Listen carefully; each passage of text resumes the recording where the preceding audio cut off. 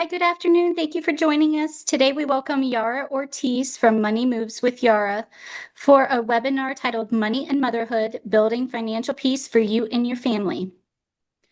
I'll monitor the chat if you would like to drop any questions or comments while Yara is presenting. We will also allow for questions and answers after the presentation. Welcome, Yara, and thank you for joining us today. Hey, ladies, good afternoon. Thank you so much for having me. And I really welcome you, ladies. I'm really glad that you are taking this time for you to build and grow. And I know life gets busy, so especially in this season of motherhood. Um, Let me share my screen. My screen, 1 second.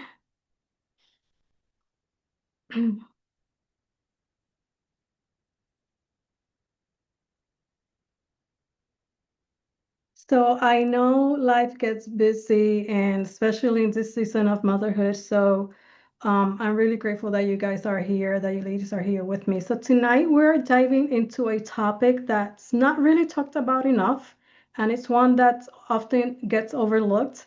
And it's about what it really looks like to manage your money during this chapter of becoming and evolving as a mother. And this is a chapter where we are trying to find our balance again, where days are long, nights are short, and priorities have completely shifted, especially in the postpartum phase when everything feels new, everything feels unpredictable, and of course, it can get overwhelming as well. Because the truth is that motherhood shifts everything, and your body, your routine, your emotions, your identity, and your finances as well. So before we jump into numbers and budgets, we are going to start by talking about what's really going on beneath it all, and the changes, the pressures, the financial realities that come with this season. So let's just unpack that first.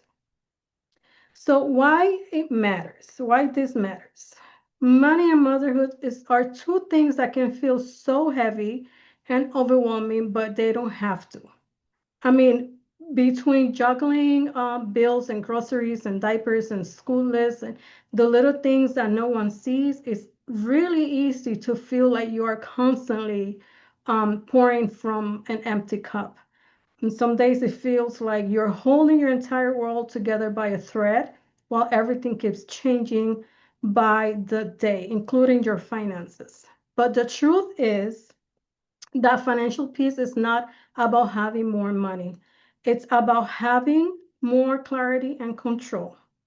It's about knowing where your money is going. It's about making choices with confidence and not feeling that tightness in your chest every time a new bill pops up, especially when it's an unexpected one. Because when you start feeling grounded, um, in your finances, you breathe easier. The stress lightens, and with that, peace ripples through your whole household. Your kids feel it, the energy in the home changes. So, tonight we're going to talk about that, what it means to manage your money in this season of motherhood. Not perfectly, because there's not such thing, but being intentional about it. And we'll talk about the habits, the mindset, the small practical steps you can take to make that shift to start creating real financial peace and stability for you and your family. So postpartum and money, the reality of it. Let's talk about that because this season it changes everything. When you bring a new baby into the world, everything changes. Your body changes, your sleep changes, priorities, shifts in the middle, all of that, your finances get flipped upside down as well. And most of us aren't really prepared for just how big that shift is, not just financially, but mentally and emotionally too. So let's look at a few real numbers for a second, because I want you to know that you are not imagining things, because it is something that really is real. And one study by the Michigan Medicine and Institute of Healthcare found that nearly 60% of pregnant or postpartum women worried about paying medical bills. And 1 out of 4 had to skip or delay healthcare because of cost. And really hits home because, and it hits a lot of us because when you are in that postpartum season, you're really trying to figure out your new normal, right? Like whatever that is. You're healing, you're exhausted, you're learning your new little human, and on top of that, you're staring at bills, wondering how you're supposed to make it all work. So it's not just the big hospital bills, it's just, it's also the follow-up. There's a lot of things going on. The lactation consultant, your insurance barely cover, or maybe not at all. Prescriptions, the lab work, unexpected ER trips, and the formula that costs a ton of money. And the hardest thing is that a lot of mamas start putting themselves last. They skip checkups, they delay appointments, they push their own health to the side because the money is just isn't there. And because they feel, a lot of us feel guilty about spending it as well. So when we talk about money in the postpartum season, it's not just about budgeting. It's the emotional weight that comes with these decisions. The should I go to this appointment, or can we afford this right now? Those type of moments that nobody really prepares us for.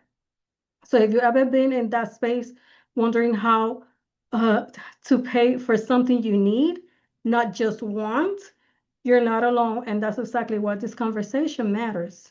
Another report from the Columbia University found that over half of women who gave birth spent more than $1,000 out of pocket, even with insurance. And about 40% were seriously worried about how they pay those bills, which adds up to the emotional and mental health, right? And it's not, it's not that's surprising to, it's not surprising, I should say, to any mama who's been through it. Some of us have already gone through that, who has more children than not, but it's staggering nevertheless, because nobody tells you that even with insurance, you're going to get all these little bills, surprise bills. The hospital sends you one, the OB sends you another one. You know, you get bills from doctors that you don't even remember seeing. So, I'm pretty sure you can relate about that with that. So it feels like every week something new hits your mailbox. And when you're really already adjusting to fewer hours at work or on paid maternity leave, that extra $1,000 isn't really extra. It's money that's supposed to go towards the grocery and the light bill and baby needs. And the worst part is that the worry that we go through, when we're going through those things, really sits in the back of your mind when you are supposed to be bonding with your baby. Instead of resting, you are calculating. Instead of enjoying that newborn smell, you are stressing and thinking, how am I going to pay for this bill, right? And it gets really heavy because money stress doesn't just stay in your bank account. It creeps into your mental health, in your sleep, your energy, your ability to show up fully for you and your family. And it changes your behavior, whether we realize it or not. It really changes us. So if you ever open one of those bills and just stare at it like, seriously, right now, you're not alone. Trust me, I've been there, done that. And this is the reality for so many mamas. And it's exactly what having clarity, having a plan and support in this season matters more than ever. And it really doesn't stop there. Like research published by the Journal of Obstetric shows that financial strain after childbirth doesn't just hurt your wallet, it impacts your mental health and parenting as well. When money feels tight, moms are more likely to experience stress and guilt and even self-blame, wondering if they're doing enough or providing enough. And that part is real because motherhood already comes with its own set of pressures. You're learning your baby, you're adjusting your life, trying to recover, and suddenly there's this voice in your head picking at you like, am I doing enough? Should I be buying this? Why can't I get it together financially?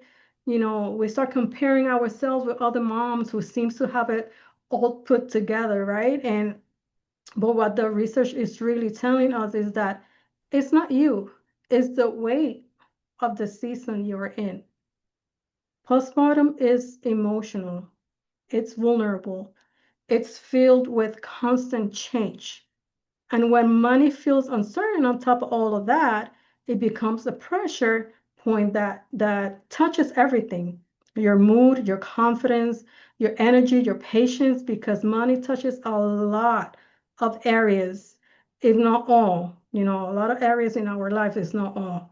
It can even show up in small, slight ways, feeling guilty for buying anything for yourself, second guessing every purchase, comparing your situation to other moms, feeling like you're failing because the budget isn't perfect or the money is just not the mathing. And then what do? We internalize it. We blame ourselves instead of the situation because most times we're not aware of the situation to pinpoint, oh yeah, it's my situation, it's not me. We're not aware of those things. It's just we're just going through the motions. Like we're aware but we're aware but we're not, if that makes sense. Or perhaps we don't tie the two together. But the thing is that this is not a personal failure. It's a normal reaction to an overwhelming season that we're going through. And I want you to hear that clearly because you're not, it doesn't mean that you're a bad mom, that we are a bad mom. And we're just going, you know, through stresses and changes. We are really being stretched, and trying to stretch an income through a major life transition at the same time. It's things, everything is transitioning, everything is changing, and this is part of the postpartum reality that no one prepares us for. And the more we talk about it, the more we can take the shame out of it and replace it with clarity and the intentional steps that actually help. So I would like to ask, how many of you have delayed paying a bill because you needed to buy formula or diapers instead? You could share in the chat. Maybe you felt guilty spending something for you because you thought every dollar should go to the kids. You know, Many times I have stopped, preventing myself to buying stuff for me because I feel like, you know, I wanted to give it to my son. So you're not alone. Almost every mom I work with been there, and I've been there myself. So here's what happens during the postpartum, and it's not just physical recovery, it's a financial adjustment period as well. So let's break that down. So income often drops. Some moms go on maternity leave, paid, unpaid, or somewhere in between. Some take a few months off. Some reduce their hours, and some step back from work completely for a season because childcare costs are higher than their paycheck. And that's less money coming in, right? At the same time, everything else in your life gets more expensive. It's one of those things nobody really explains until you're in it. You're excited about the baby, you're preparing for birth, but suddenly you realize, like, hold up, there's a whole financial shift that's happening at the same time.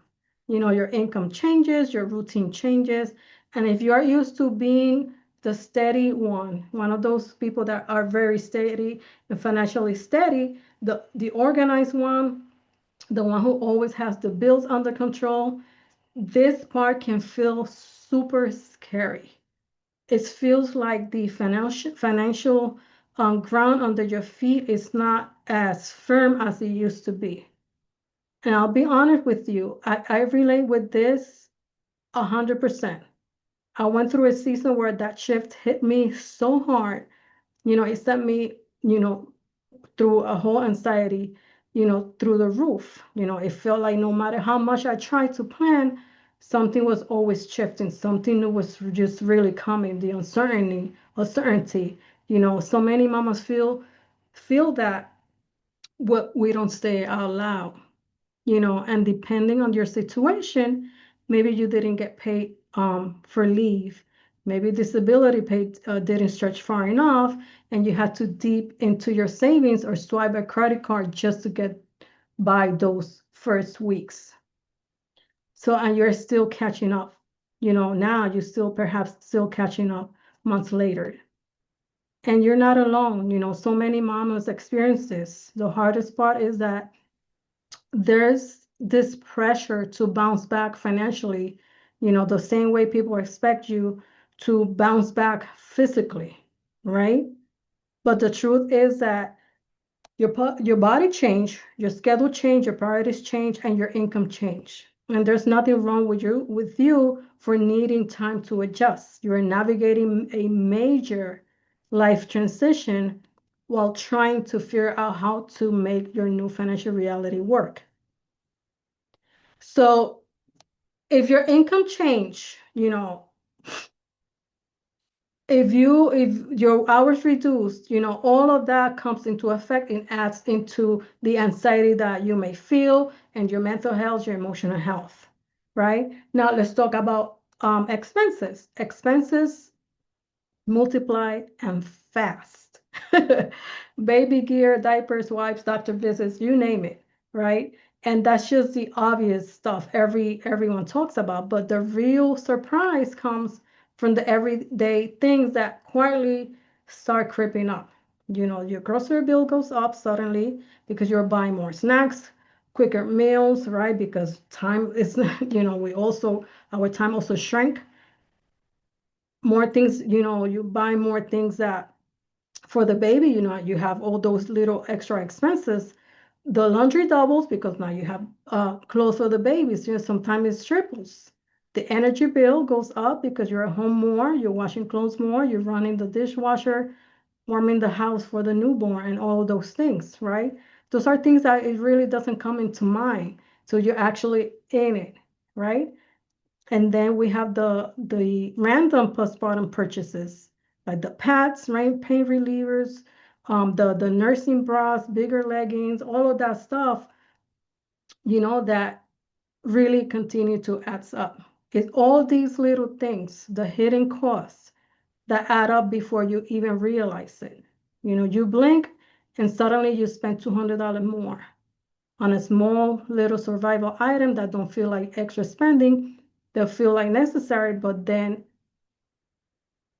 you know, we are trying to stretch that dollar, right? Those things sometimes are really necessary to be able to function, right? As a mom, as a human, these are real expenses and they add up and they are a big part of why managing money in the postpartum season feels different. Not harder because you're doing something wrong, but harder because your life literally expanded, right?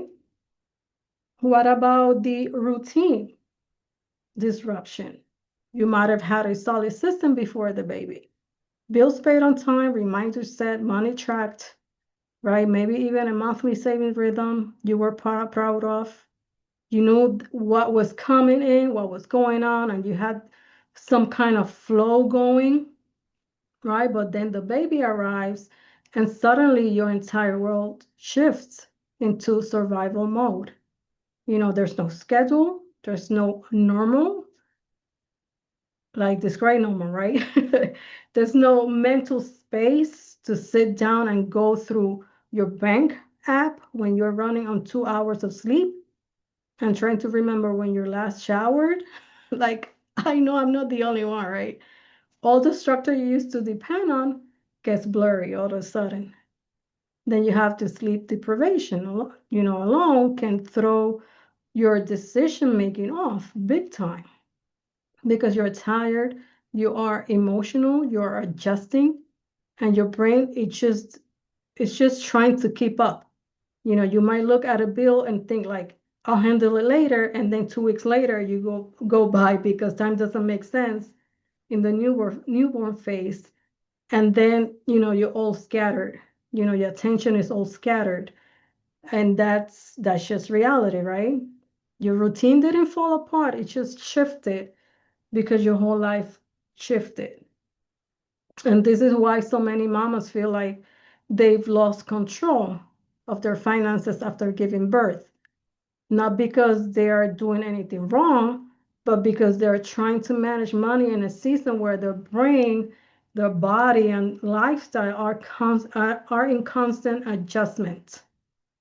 And then we also have the mental load that increases a lot. Postpartum is already a season where your mind is doing the absolute most. Your hormones are shifting, your sleep is broken, and your emotions are all over the place. Sometimes high, sometimes low, sometimes both in the same hour. When your body and your brain are stretched like that, money stress is different. It's deeper because you're not just thinking about you anymore. You're thinking about your baby and your home and your family, your future. Every decision feels heavier because now it's connected to this tiny human who depends on you for everything. And the research backs this up because studies from the University of Michigan show that financial strain is tied to higher rates of postpartum anxiety and depression. Not because moms are bad with money, but because money stress sits right on top of everything else you're already carrying. And there's a lot of overthinking happening about everything while trying to adjust, with the new baby, keep trying to keep the house running and going back to work, care for other kids, and somehow still showing up for yourself. It does feels like a marathon. And you know, when you layer financial stress on top of all of that, it can feel suffocating because you've hit a season where your brain is juggling more than it ever has before. But the good news is that once you understand how this mental load shows up, you can start taking small steps to lighten it, to lighten the load, and you don't have to do it alone.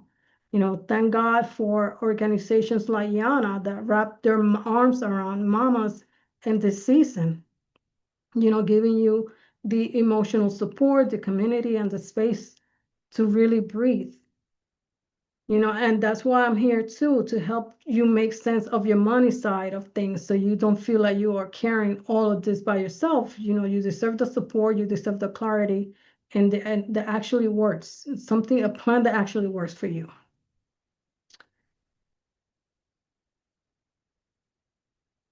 The thing is that often we don't realize that it's not just about numbers, it's about identity as well. Money is practical, yes, absolutely. But for moms, it's emotional too.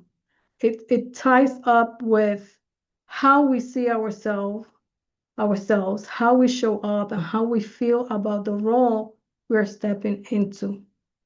Because when you become a mom, your identity shifts in ways you don't even expect, right? You're not just the woman you were before. Now you're responsible for a whole human being. And that shift changes everything, including how you think about money. Before you might have been the one who had every bill on auto pay, the one who knew where every dollar went and stayed on top of everything, right? And you had a system.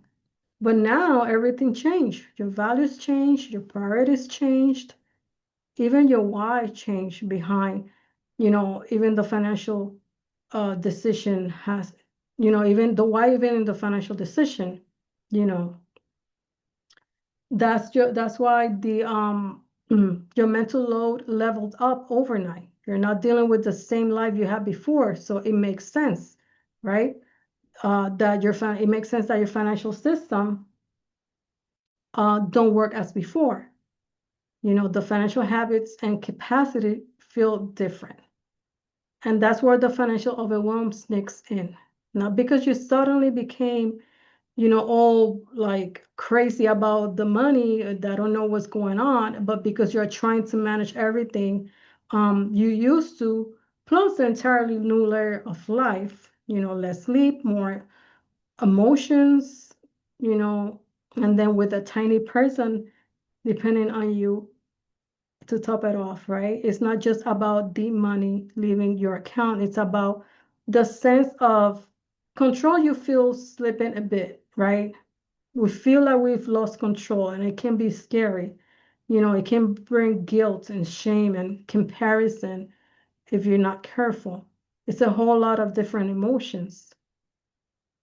So it doesn't mean that you are failing. It means that you are transitioning. You're transitioning into a new version of yourself, and your finances need to transition with you as well at the same time. So this season requires new structure, a new system that match the life you're living now, not the one you had before motherhood. So let's just make this uh move along in for a second. If I want to actually think back over the last 3 months, not in a judgmental way, absolutely, but in a curious way, what's been, and I want you to think, what's been your biggest financial challenge lately? For example, is it childcare? Is it medical bills, groceries? Maybe trying to save money again, but it just feels like there's nothing left at the end of the month? Just kind of think about it, and whatever comes to your mind, if you want to share in the chat, by all means, whatever came up, I want you to know that that's exactly why we're having this conversation, because it's not about the shame, right? It's about the awareness. Because when you can name what's draining you financially, you stop feeling powerless and can take action and tackle, right? So let's talk about something else that barely gets any airtime, and that is emotional spending in the postpartum season. Because this one is one that so many mamas deal with in silence. When you are exhausted and lonely and overwhelmed, you know, or mentally drained, buying things becomes a way to feel something besides the chaos. Sometimes that quick Target run feels like therapy. Not because you needed anything, but because walking down the aisle feels like freedom, right? Sometimes the Dunkin' or Starbucks stops is the only tiny moment of joy you give yourself all day, or maybe for the week, right? The takeout, maybe the thing that keeps you from crying over whatever it is that's going through your mind at that moment. And sometimes the Amazon becomes the whole emotional mechanism, right? The Amazon chart at 11 p.m., 2 a.m. in the morning, when the household is completely quiet, right? You are functioning in survival mode, and survival mode doesn't always care about the budget. It doesn't always care about the money. There's actually research that shows postpartum emotional spending goes up because of the mental load. And one study from the Journal of Consumer Psychology found that people experiencing high stress or low emotional energy are more likely to engage in comfort spending, buying small things to feel a sense of control and relief. And postpartum is one of the highest stress, lowest energy seasons a woman ever lives through. But here's the tricky part. This is not big purchases. They're small, they're quiet and sneaky. And a few dollars here, a few dollars there may seem small and insignificant, but those small purchases can quietly knock off the budget over time before you know it. And you are sitting there wondering where your money went. So let's check in for a sec. How many of you have ever bought something online or in store, not because you needed it, but because you needed a moment of emotional relief? Like, you could think about it. You can put a one on the chat if you have, you know, and we've all been there. Surely I've been there too. That just going to get something because I just wanted to feel some sort of comfort. This is not about calling anyone out. I've been there myself. This is about noticing what's really happening underneath the behavior. Because financial peace in this season is not about perfection. You're not supposed to suddenly become a robot who never reacts to stress. It's about awareness. It's about knowing your triggers and understanding your patterns. And it's about giving yourself grace while you build structure again, because you are rebuilding, your structure that fits the life that you're living right now, not the life that you had before motherhood. You know, if you look back at the last time you emotionally spent money, what were you feeling in that moment? Think about it. Were you tired? Were you feeling lonely? Were you feeling overwhelmed? Were you just trying to reward yourself or escape? Right? Most of us don't even realize the emotion behind our spending until we pause and think about it. But I can tell you right now that from working with so many mamas, those moments usually come from a place of exhaustion. They come from being overwhelmed or just needing a little break. Understanding the emotion behind the action is the first step in shifting it, right? Now let's just flip the side, and think things can get better, right? You can actually have more control than you can think. Moms do better with emotional, financial, and community support. And I don't say this lightly. There's actually research behind this, not just motivation. Study after study shows that when moms have support, emotional support, financial guidance, community connection, their mental health improves and their confidence increases and their financial well-being strengthens because they have more control. Not because their income suddenly changes, but because they're no longer carrying everything alone. They have the support they need. And a study by the National Endowment for Financial Education done in 2022 found that financial stress can drop significantly by having basic money awareness and simple and structured tools. And we're not talking about spreadsheet with 27 tabs or a system nobody can keep up with. We're talking about small doable steps and systems and habits that you can stick with, even on the days you're tired or overwhelmed. Not complicated system, just tiny tools and habits that can keep you steady. And that's exactly where we're headed next. We're going to talk about simple practical steps, real mama steps that you can start using to rebuild clarity and stability. Not all at once, of course, because these things don't happen overnight. Just, small little shifts that you can take to move you forward, that can help you to move forward, one habit at a time, little by step, right? Little by little, step by step, because you don't have to fix everything in your financial life tonight. You don't need to be a perfect system or have everything figured out. You just have to take the first step and start there, right? So shifting gears a little bit and let's shift gears and talk about postpartum and money. Why they are so closely connected and why postpartum affects our finances so deeply. There's a lot happening beneath the surface, and understanding it makes sense, makes everything, a whole lot clearer. So why does this happen so much in postpartum phase? Why does money feel heavier, harder, and more unpredictable in this season? you know, let's just break it down.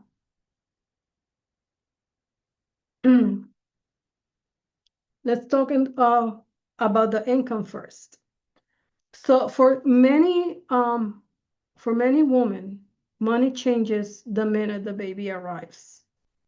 The maternity leave, paid unpaid, as I mentioned before briefly, somewhere in between, maybe you had to use your PTO, your short-term disability, or you may have to rely on your savings to get by. Working hours decreased when you went back or switched roles because you needed more flexibility. So suddenly, there's less money coming in at the exact same moment. Everything in your life is getting more expensive. And that's a shock to the system, right? To your system. It's hard to plan when your income is not consistent. And it can feel like you are trying to rebuild your financial system from scratch. Then comes the expenses. Nobody warns us that babies come with a whole list of, oh, wow, I didn't budget for that, or I didn't know that, right? There's a lot of unforeseen. And you expect diapers and wipes, yes, but what about the formula that costs a whole lot of money? The medicine, the postpartum, care items and nursing supply and things of that sort, the child care that sometimes it's more than an actual paycheck. It can sometimes cost more than the rent, and those stuff really adds up very fast. And even the everyday expenses go up, the groceries, utility, the whole cost of living shifts overnight. And when you pair higher expenses with less money, the next challenge becomes almost unavoidable, which is the emotional and physical recovery. When you are running on 2 hours of sleep, figuring out uh, feedings, the time to feed the baby, healing physically, and trying to remember who you are, right? The last thing on your brain wants to do is to track your money. You are focused on survival. Your brain is foggy and your energy is low. So your mind and your emotions and your body are already in full capacity, way before you even tap that bank app. And budgeting and managing money requires mental energy. And postpartum drains that energy pretty quickly. And on top of the exhaustion, there's something else happening internally, which is the mindset shifts. Becoming a mom changes your identity, it changes your priorities, it even changes the way you see money. Now, every financial decision has more weight, right? Because you have a baby, you have responsibilities. You have to take care of your little human. You feel responsible for more people, and there's more at stake. Even moms who felt confident with money before can suddenly feel uncertain or overwhelmed because the emotional responsibility is significantly greater. And when the emotional pressure rises like that, it can also trigger old wounds like financial trauma and the shame that comes with it resurface. Right? Study from the National Endowment also did a story that showed that new moms often experience heightened financial anxiety and shame in the postpartum phase because any previous money wounds you had before the baby, they come back.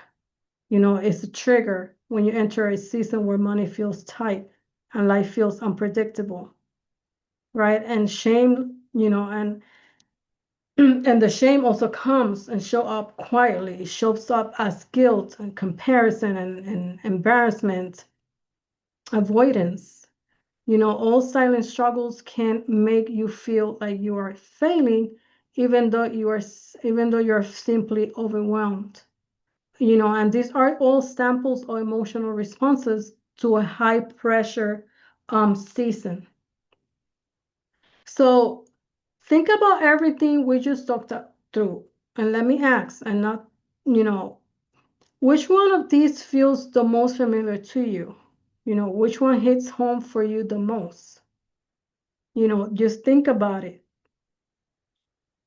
Whatever your answer is, whatever comes in mind, it's okay if you don't want to share. Or you can put in the chat if you want to share, but it's a common thing. You're not alone. There's a lot of mamas that go through all these things, the mental, the physical, the triggers. This is the reality for so many mamas, and once we understand why this happens, we can finally start building a financial plan that supports you at the season you are right now. So let's just talk really quickly about budgeting. And this is just the practical side of things. And a lot of people think that budgeting is restrictive, right? And budgeting, it's like it's tight, it's this tight little box that tells you what you can do, what you cannot do, right? But it's actually the opposite. It's awareness. The simple definition of a budget is just a plan for your money. So you are telling your money every dollar where to go instead of wondering where it went. A lot of people hear the word budget, like I said before, and they quickly think restriction. The budget gives you awareness and the freedom and the control. Once one of the key components is that it has to fit your life. Absolutely. The budget is not something that you do and it's just set in stone. It has to fit your life and you can adjust as you go through the months, right? So let's just talk how to build a mama-friendly budget. Um, so first thing is tracking your current income.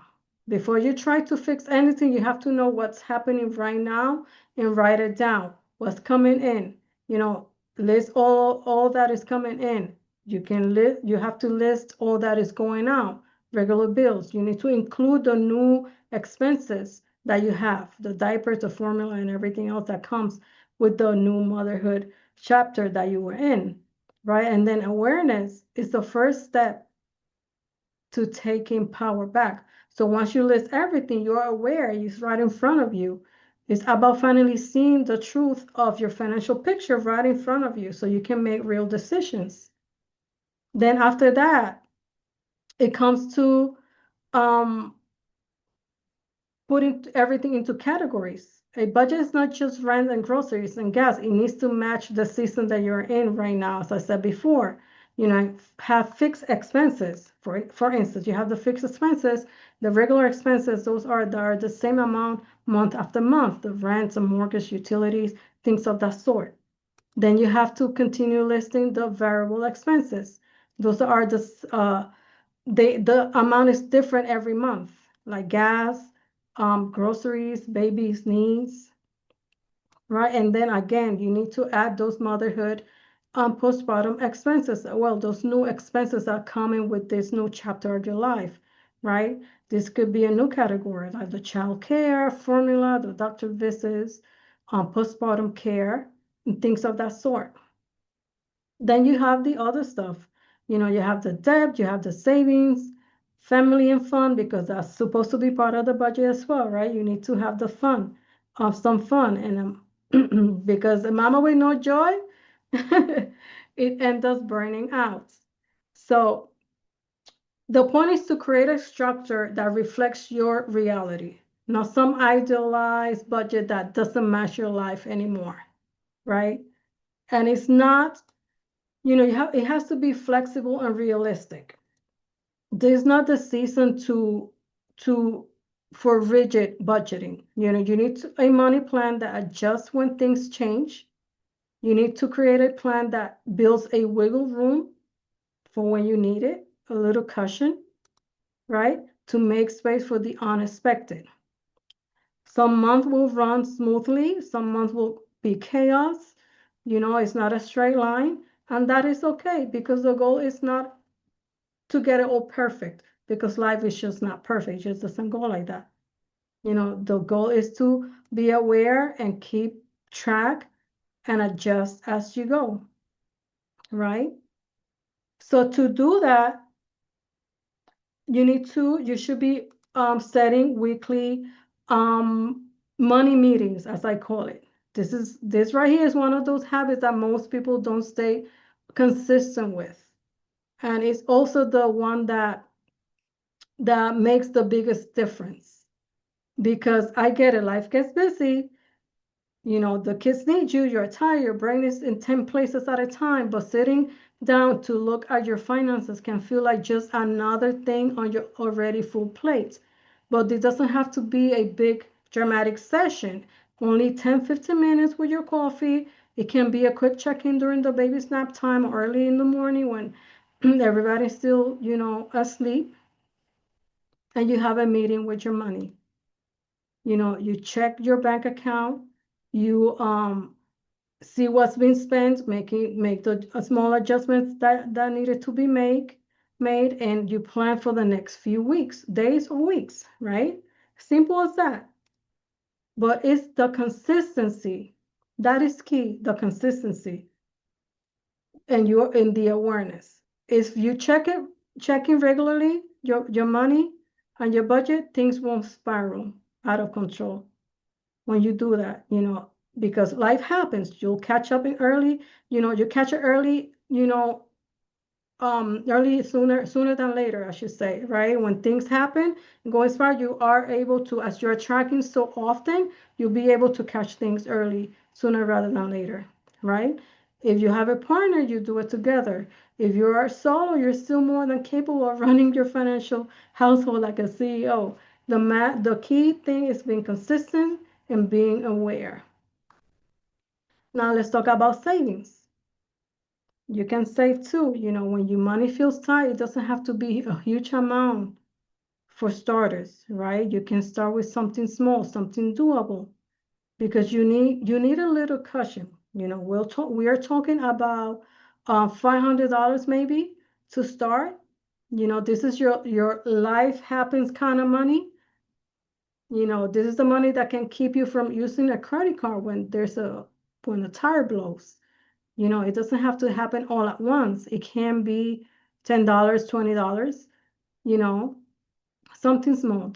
Something small. The point is that you start somewhere. You can also use sinking funds. Sinking funds are those that for unknown cost. It's simply small pockets of money that you can save for future expenses, like the back to school time, holidays, and things of that sort.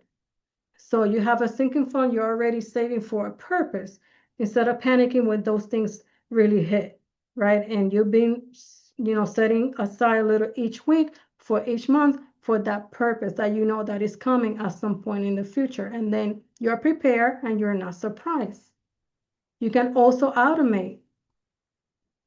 That could be a great thing, especially for the mom life, because honestly, we are tired, we are distracted, and we're pulled in 1,000 directions. If you can automate even $5, $10 each paycheck into the savings, you're building a habit without thinking about it. It's out of sight, out of mind, right? And you will miss that small little amount, and over time it will grow, right? Plus you're building and getting into the habit, which matters more than that dollar, because that is key. The consistency is key to taking control of your money. Now, another thing that really helps is making visible. It will keep you motivated because you are seeing your progress in the app, in the chart on the fridge or something like that. You see that savings growing, it will keep you motivated, right? Think like of one thing in the next 3 to 6 months that you know is coming that you will need money for, right? I mean, the holidays are around the corner, but something that's coming in 3 to 6 months that you can save right ahead of time. So if you think of that, if you know it's coming, you can save $10, $20 a week toward that expense that you know that is coming. It's it's a number that can be realistic, right?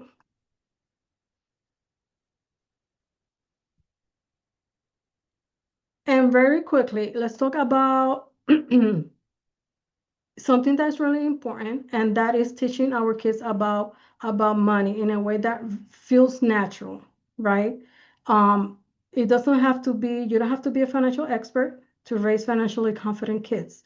The earlier we start, the better.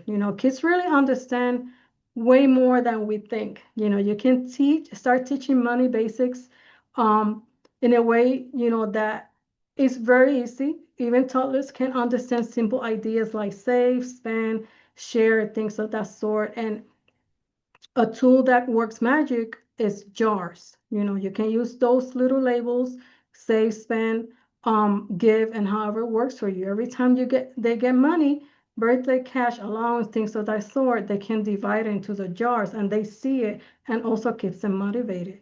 Using real life, everyday moments can also work.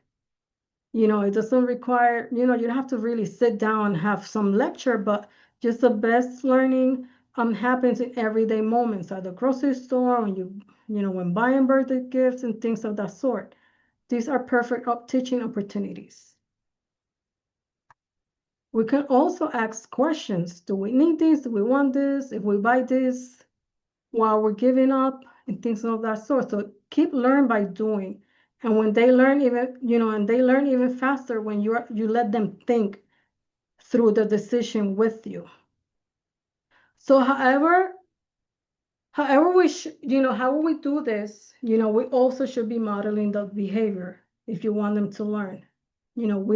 Kids don't learn from what we say. They learn from what we do, what we model, what they see us doing. If they constantly see us stressed about money and overwhelmed and worried, they will pick up on that. But if they see us setting goals and planning and talking about money in a calm way, that becomes normal for them, right? You can also use simple questions to spark money conversations. You don't have to overthink it. Kids actually love being asked what they will do with money. It makes them feel trusted and grown. Like use something fun. If you had $100, what would you do with it? Things of that sort, right? Managing money is 80% mindset and only 20% math. That means that you can have the apps, the spreadsheets, the templates, but if your mindset is heavy, overwhelmed, or stuck in fear, none of the tools will stick. And as a mama coming out of the postpartum phase or still in it, your emotional and mental load is already so full. So that's why the mindset piece matters just as much as the budgeting part. And recognizing what you're feeling. For some of us, money brings up guilt.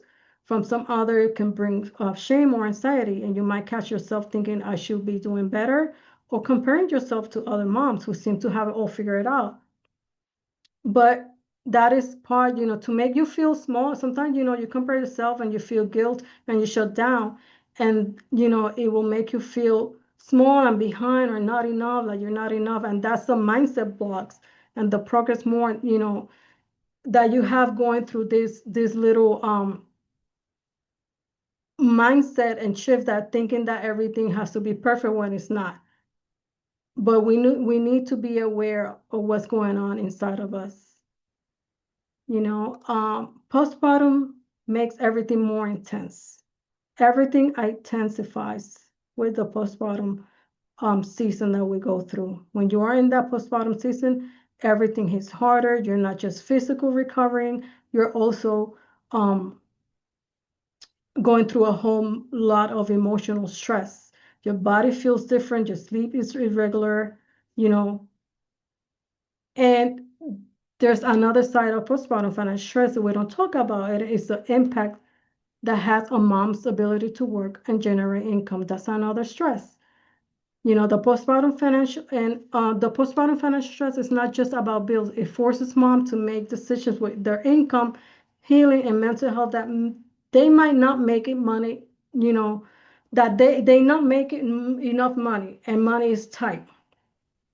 So when you're pushed back into the work before you're ready, mentally or physically, it creates constant feeling of being behind and behind in the healing and at the home, and financially stress, behind in life. And that pressure doesn't magically disappear. It lingers. And for many mamas, it becomes the foundation of long-term anxiety. And I know we are almost at the top of the hour.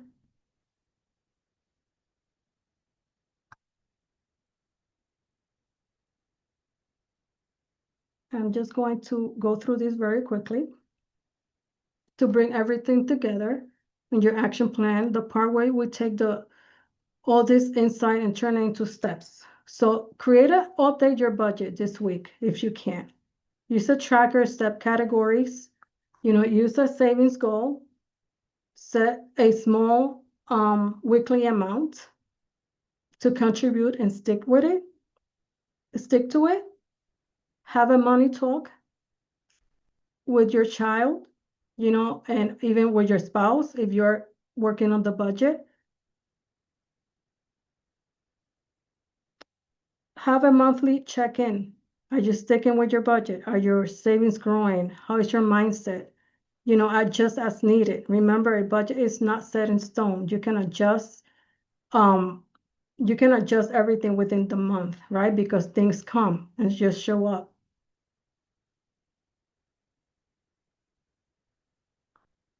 All right, we are wrapping up. So remember that you're not behind. You don't have to fix everything at once. Small steady steps create big change over time. And be proud of yourself because you are showing up. You're already going through a lot. So we can jump into the Q&A. I don't know if Mary has any questions. Yeah, so there were two comments. The first one was when you were talking about the reduced hours. One mama said, my hours were cut and now I'm stressing about everything financial. And we had another mama mention the medical bills and wishing she could save some money again. Yeah, so the key thing is to making a plan. Like I mentioned, what I would recommend is for her to put everything in writing, like I mentioned before, breaking everything down, her income and expenses. And from there, because sometimes we think we know everything that's coming in or going out, and sometimes we really don't until we have it on paper in front of us. So when we do that, we're able to really pinpoint money leaks. Where can we cut down? What can we cancel, especially subscriptions? I always go for subscriptions first because those are the silent money leaks that a budget could have. So start, cutting what she can and really making a budget. That's key, and she can start with that.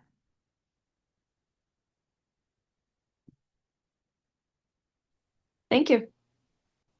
You're welcome. Does anybody And else have any questions?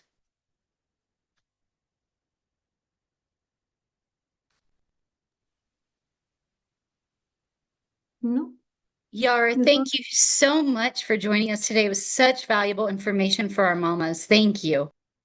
you're very welcome. I'm going to put the free downloadable resource. I don't know if Mary will want to catch the link, but also share it with you, so you can share with the other mamas. I'll I definitely got it. check that out. Thank you. Yeah, thank you so much. You're welcome. You Thank can you, have everybody, for joining us. You guys have a wonderful evening. Bye. Thank you, Yara. Have a good one. You're welcome. Bye-bye. Bye-bye.